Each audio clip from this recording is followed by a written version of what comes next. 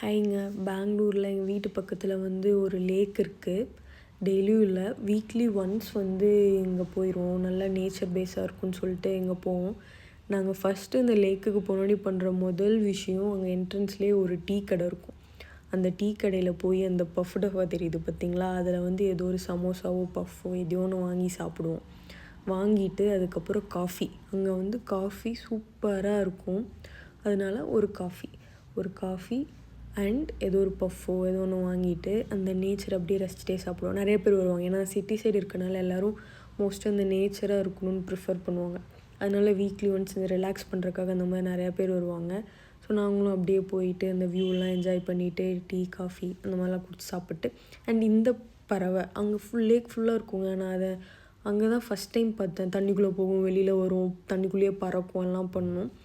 பெரிய லேக் நிறையா இருக்கும், அங்கேயே குட்டி போட்டு அங்கேயே வாழும் போல். அண்ட் அடுத்தது அங்கே ஒரு மனோரஞ்சித பூ இருக்கும்.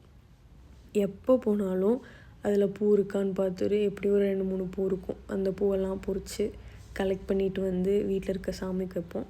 அண்ட் இந்த 3 வாத்து எப்பயுமே இங்கேயே தான் இருப்பாங்க. யாராச்சும் வளர்த்துற வாத்தா இல்லை லேக்கில் யாராவது கொண்டு வந்து விட்டுட்டு போயிட்டாங்களான்னு தெரில, இங்கேயே தான் இருப்பாங்க. Subscribe for more. பை.